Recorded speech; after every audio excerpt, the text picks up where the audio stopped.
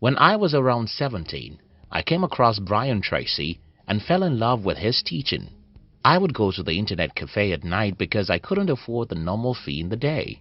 I would spend hours in the night listening to Tracy and reading his quote.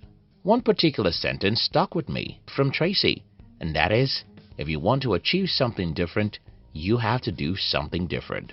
If you want to achieve what you've never achieved, you have to do what you've never done before. Growing up, I wrote the above sentence and pasted it in my room, and each day when I see those words, I knew I had to make sacrifices. It's very simple. If your life is not what you want it to be right now, you have to be willing to do something different. And don't let me sugarcoat anything here. You won't move from one easy well to another. Doing something different means getting out of your comfort zone, and this is never going to be easy.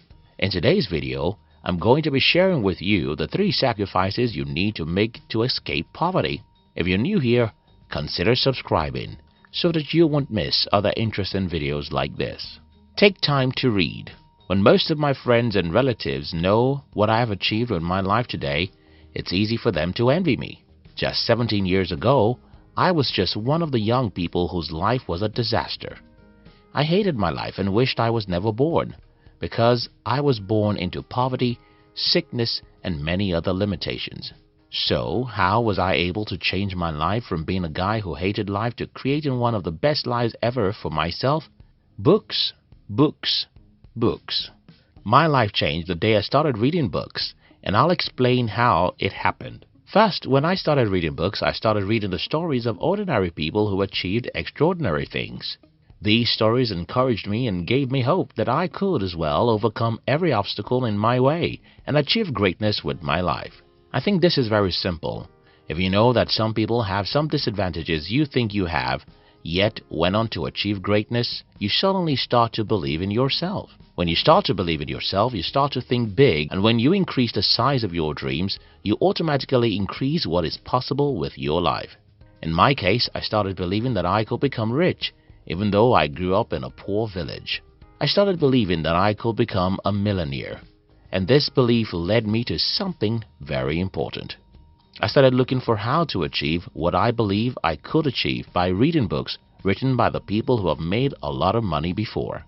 I started learning the mindsets and actions of these people, and the more I modeled these people, the better my financial life. Yes, it took me 8 long years before my financial life had a drastic change. Without reading books, I would have never made it.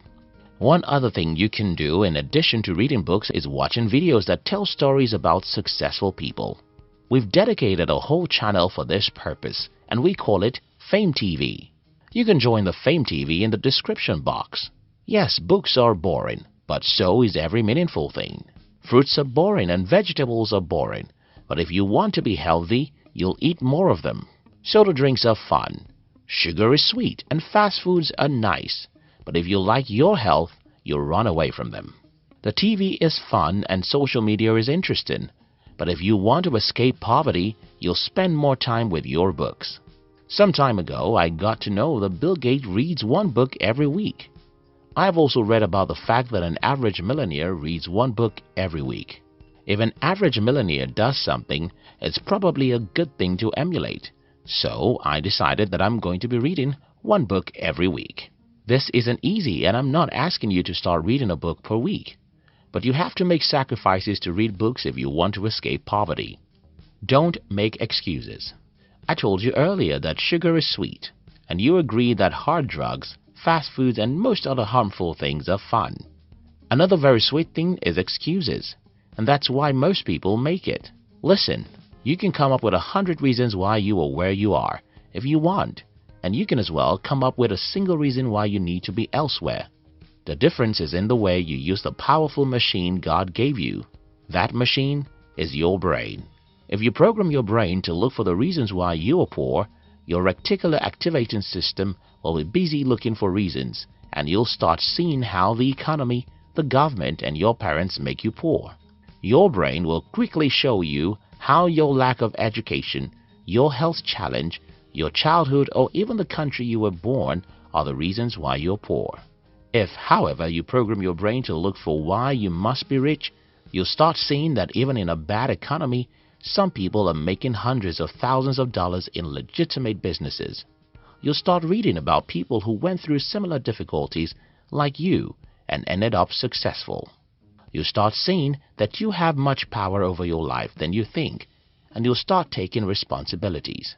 An excuse is the food of the fools, and our world is filled with many of them because an excuse is sweet. It's about pointing a finger. It's easy. Everyone can do it. But if you want to escape poverty, you'll not do it. Don't make an excuse.